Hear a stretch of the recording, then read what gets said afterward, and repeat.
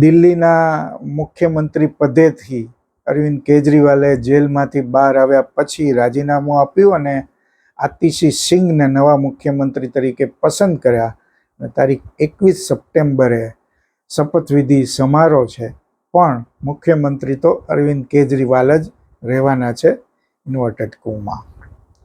આ આપનો જે દાવ છે, કેજરીવાલનો દાવ છે, એ કેટલો સાચો છે, ભાજપ ઉપર કેટલો ભારે પડી શકે છે, આજે એના વિશે વાત કરવી છે. હું છું કૌશિક મહેતા.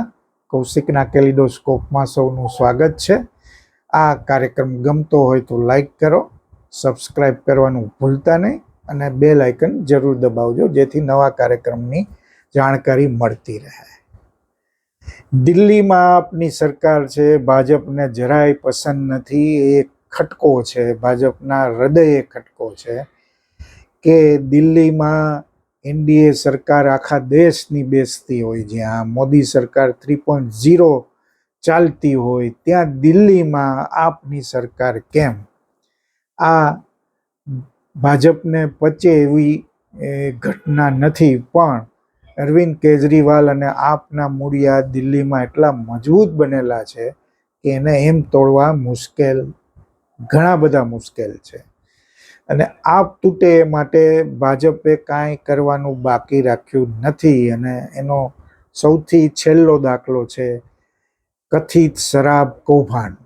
આ કૌભાંડની નીતિ નવી કરી અને એમાં 100 કરોડનો ભ્રષ્ટાચાર કર્યો એવા આક્ષેપો છે.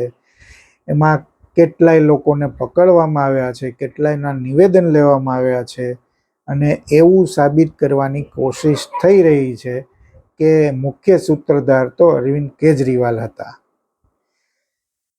કેટલાય નેતાઓની ધરપકડ આપના નેતાઓની થઈ. ઈડી અને સીબીઆઈ બધા ચિત્રમાં આવી ગયા.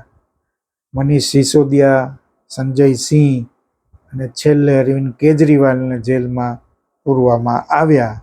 પણ આખરે ત્રણ નેતાઓને, કોઈને 4 મહિને, કોઈને 6 મહિને, કોઈને વર્ષ પછી, પણ આખરે સુપ્રીમ કોર્ટે જામીન આપ્યા છે. એનો મતલબ એવો થાય છે કે ઈડી હોય કે સીબીઆઈ એ કેસના મજબૂત પુરાવાઓ શોધી શકી નથી. મની ટ્રેલ એટલે કે પૈસા ક્યાંથી આવ્યા ને ક્યાં વપરાયા એની કોઈ વિગતો પુરાવા સાથે આપી શકવામાં સમર્થ નીવડી નથી અથવા તો નિષ્ફળ ગઈ છે. અને ખાસો ટાઈમ થયા પછી આ સ્થિતિ છે. એટલે આ કૌભાંડ કેટલું ખોટું, કેટલું સાચું છે, એની સામે પણ પ્રશ્નાર્થો ઊભા થયા છે.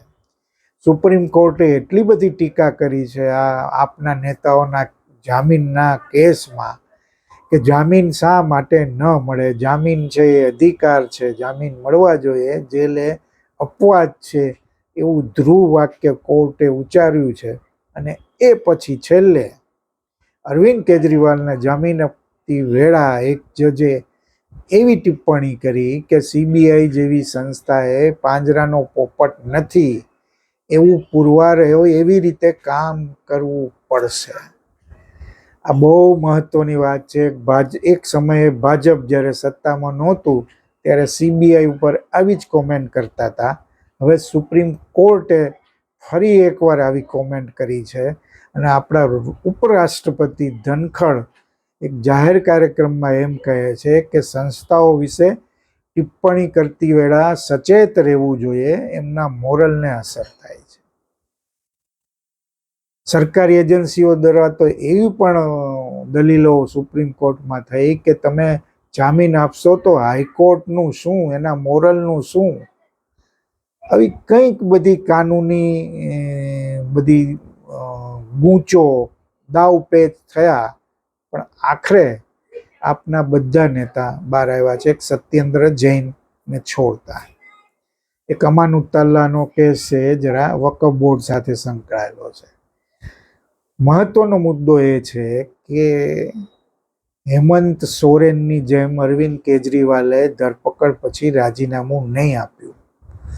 એ ચાલુ રહ્યા રાજીનામું, અને જેલમાં એને મળવા આવતા નેતાઓ સાથે ચર્ચાઓ કરતા રહ્યા અને એમ કામ ચલાવ્યું. પણ જામીન ઉપર છૂટ્યા પછી એમણે તરત જાહેરાત કરી કે હવે હું મુખ્યમંત્રી પદેથી રાજીનામું આપું છું, અને દિવસ પણ કેવો પસંદ કર્યો, 17 સપ્ટેમ્બર નવા મુખ્યમંત્રી જાહેરાત થશે.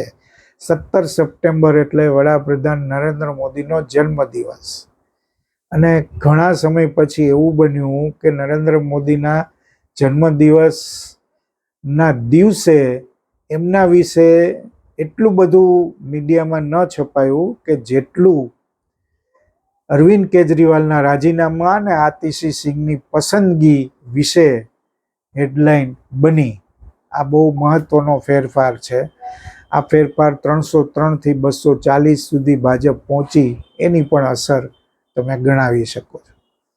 મહત્વનો મુદ્દો એ છે કે કેજરીવાલે રાજીનામાની જે રમત કરી છે, ખેલ પાડ્યો છે, એ કેટલો મહત્વનો છે. સુપ્રીમ કોર્ટે જામીન માટે કેટલીક શરતો મૂકી હતી. એ ખબર છે કે ભાઈ તમે ઓફિસે જઈ નહીં શકો, સહી કરી નહીં શકો. આના કારણે મુખ્યમંત્રી હોવું કે ન હોવું બહુ ફરક પડતો નહોતો. અને ચૂંટણી જાન્યુઆરી ફેબ્રુઆરી 2025માં છે, એટલે ચૂંટણીને પણ જાજો ટાઈમ નથી. આ બધા સંજોગોને જોઈ અને અરવિંદ કેજરીવાલે સમયની જે તક હતી એ ઝડપી અને રાજીનામું આપ્યું છે. આ એના રાજકીય શાતિર દિમાગનો આખો ખેલ છે. જેમ ભાજપ આવા ખેલ કરતું આવ્યું છે, એવો જ ખેલ પાડ્યો છે અરવિંદ કેજરીવાલે. અને એણે જાહેરમાં એવું કહ્યું કે હવે મારે લોકોની અદાલતમાં પાક સાફ થઈને બહાર આવીશ ત્યારે જ હું મુખ્યમંત્રી બનીશ. એટલે કોર્ટ છે એ બોલ છે જનતાની કોર્ટમાં છે, અને તમે હું જો ઈમાનદાર હોવ તો તમે મને મત આપજો અને મુખ્યમંત્રી બનાવજો. બહુ મોટો ખેલ છે, બહુ મોટો પાસો છે કે જે ભાજપને તકલીફ પાડે એવો છે. આપે તો એમ પણ કહ્યું કે વહેલી ચૂંટણી તમે આપી દો, પણ વહેલી ચૂંટણી આવે એવી શક્યતા નથી.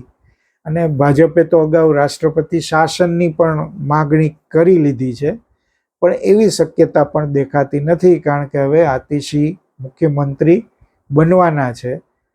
પણ લગામ તો અરવિંદ કેજરીવાલ પાસે રહેવાની છે. બહુ સ્પષ્ટ છે. આતિશીએ ખુદ એમ કહ્યું છે કે મને કોઈ અભિનંદન ન આપતા, હાર પણ ન પહેરાવતા, આપણે તો અરવિંદ કેજરીવાલને ફરી મુખ્યમંત્રી જોવા છે, ત્યાં સુધી મારે આ કામ ચલાવવાનું છે. એટલે પ્રોક્સી હું છું એવું આડકતરી રીતે. અને બીજા નેતાઓએ પણ આવો જ ઉલ્લેખ કરેલો આપના. પણ આતિશીની પસંદગી પણ બહુ મહત્વની છે, કારણ કે આતિશી છે બહુ શિક્ષિત છે. અને કેજરીવાલ જેલમાં ગયા ત્યારે, મનોજ સિસોદિયા પણ જેલમાં હતા ત્યારે એણે આપ સરકાર પણ ચલાવી અને આપ પાર્ટીને પણ ચલાવી, કોઈ ડર રાખ્યા વિના. કારણ કે ભાજપે આ પક્ષને તોડવા માટે જે કાંઈ થાય એ બધું હથકંડા કરેલા. આમ છતાં પાર્ટી તૂટી નથી. આ બહુ મહત્વનો સવાલ, બહુ મહત્વનો મુદ્દો છે. કેટલીય પાર્ટીમાં તૂટફૂટ થઈ છે ઈડી, સીબીઆઈ, ઇન્કમટેક્સના મુદ્દે. કારણ કે આ બધી તપાસ એજન્સીઓ એવી છે કે તમને ઘણી બધી તકલીફ આપી શકે છે. અને એમાંય પીએમએલએ કેસમાં જામીન મળવા મુશ્કેલ હોય છે, પણ સુપ્રીમ કોર્ટે જામીન આપ્યા એટલે હવે આ પીએમએલએનું શસ્ત્ર પણ મને લાગે છે બુઠ્ઠું થઈ ગયું છે. નેતાઓ અંદર જેલમાં રહે, આટલો ટાઈમ રહે, અને છતાં પણ એમનું મોરલ ન તૂટે, એ પણ બહુ મહત્વનો મુદ્દો છે. આ પાર્ટીની રચના જ કંઈક એવી રીતે થઈ છે. અન્ના હઝારેનું ભ્રષ્ટાચાર વિરોધી આંદોલન, એમાં અરવિંદ કેજરીવાલ, મનીષ સિસોદિયા અને ઘણા બધા નેતાઓ એમાં સાથે જોડાયા. અન્ના હઝારે કેજરીવાલને પોતાના શિષ્ય ગણાવ્યા, અને જ્યારે એમણે પાર્ટી રચી ત્યારે અન્નાની નારાજગી હતી કે ભાઈ આ પગલું બરાબર નથી. પણ અરવિંદ કેજરીવાલે બહુ સ્પષ્ટ કહ્યું કે જો સિસ્ટમનો બગાડ તમારે સુધારવો હોય તો તમારે એક્ટિવ પોલિટિક્સમાં આવી સત્તા સુધી જવું જોઈએ, તો તમે સુધારા લાવી શકો છો. અન્ના હઝારે હજી પણ નારાજ છે, પણ અરવિંદ કેજરીવાલ આગળ વધતા ગયા. આજના માહોલમાં પાર્ટી ચલાવવી, આર્થિક સમૃદ્ધિ ન હોય તો ભાજપ જેવા પક્ષો સામે, કોંગ્રેસ સૌથી જૂના પક્ષો સામે લડવું આસાન નથી હોતું. એવા સંજોગોમાં ક્રાઉડ ફંડિંગ દ્વારા દિલ્હીની ગલી ગલી સુધી પહોંચી, મહોલ્લા સુધી પહોંચી અને આ પાર્ટીએ પોતાનું વજૂદ ઊભું કર્યું અને ભારતના રાજકીય આઝાદ ભારતના રાજકીય ઇતિહાસમાં 12 વર્ષમાં કોઈ પાર્ટીને 2 રાજ્યોમાં સત્તા હોય, 10 જ વર્ષમાં આમ તો થઈ, દિલ્હીમાં પહેલા સત્તા મેળવી અને ખાસી બહુમતીથી મેળવી, પંજાબમાં પણ સારી બહુમતીથી સત્તા મેળવી, ગુજરાતમાં 5 સીટો મેળવી, બીજે કેટલાક રાજ્યોમાં પણ હાજરી છે, નેશનલ પાર્ટીનું સ્ટેટસ મળવું. આ 10 વર્ષમાં બધું થવું એ બહુ મોટી સિદ્ધિ ગણાય છે, કારણ કે કોઈ પક્ષે આ રીતે પ્રદર્શન કરી અને આ સ્ટેજ સુધી આવી શક્યું નથી. આ આપણે સમજવું જોઈએ. અરવિંદ કેજરીવાલની કેટલીક વાતો તમને નહીં ગમતી હોય, મને પણ ન ગમતી હોય, એમની સામે આક્ષેપો, એમની જોહુકમી, એમની દાદાગીરી, કેટલા પ્રશ્નો છે, પણ આમ છતાં એમણે જે રીતે પાર્ટીને મજબૂત બનાવી, સરકારો બનાવી અને આગળ જે રીતે વધી રહ્યા છે એ બહુ મહત્વનું રાજકીય રીતે પણ છે. દિલ્હીમાં શિક્ષણ ક્ષેત્રે, આરોગ્ય ક્ષેત્રે જે એમણે બદલાવ લાવવાની કોશિશ કરી એની નોંધ ભારતે જ નહીં, વિશ્વના કેટલાક લોકોએ પણ લીધી છે. અને ગુજરાત સહિતના ભાજપ શાસિત પ્રદેશોના અધિકારીઓ પણ અરવિંદ કેજરીવાલની સરકારનું શિક્ષણ મોડેલ જોવા ગયા છે સત્તાવાર રીતે, કે એમણે સરકારી શાળાઓને એવી તો કઈ રીતે એના રૂપરંગ બદલ્યા કે લોકો સરકારી શાળામાં એડમિશન લેવા લાઈનમાં ઊભા રહેવા માંડ્યા. આ નાની સિદ્ધિ નથી. ગુજરાતમાં પણ કેટલીક શાળાઓમાં ફરી સરકારી શાળાઓમાં લોકો પ્રવેશ લેતા થયા છે, બહુ સારી નિશાની છે. પણ દિલ્હી સરકારે જે રીતે આ ક્ષેત્રમાં કામ કર્યું છે એ ઉલ્લેખનીય છે. એ સિવાય કેટલીક લોકપ્રિય યોજના, પાણીના દરમાં માફી, વીજળીના બિલમાં માફી, મહિલાઓને બસ સફારી વિના મૂલ્યે, આવા કેટલાય નિર્ણયો એવા લીધા છે કે એની બહુ અસર છે લોકોમાં. પંજાબમાં પણ અસર એવી છે. અને મફતની રેવડી નરેન્દ્ર મોદી અને ભાજપ કહેતું રહ્યું, પણ ભાજપ શાસિત રાજ્યોમાં પણ આવી યોજનાઓ બની છે, ચાલે છે, નવી યોજનાઓની જાહેરાત પણ થઈ છે. એટલે હવે બધા પક્ષો આમાં એક હરોળમાં આવી ગયા છે. આવા સંજોગોમાં આપનો આ જે દાવ છે અરવિંદ કેજરીવાલનો રાજીનામાનો, આતિશીને કામચલાઉ મુખ્યમંત્રી બનાવવાનો, આ બહુ મોટો દાવ છે. ને કેટલો સફળ થશે એ જોવાનું છે. અરવિંદ કેજરીવાલ હવે હરિયાણામાં જ્યાં કોંગ્રેસ સાથે સમજૂતી ન થઈ શકી ત્યાં પૂરી તાકાતથી લડવાનો છે ને એ પ્રચારમાં પણ અરવિંદ કેજરીવાલ બરાબર મહેનત કરવાના છે.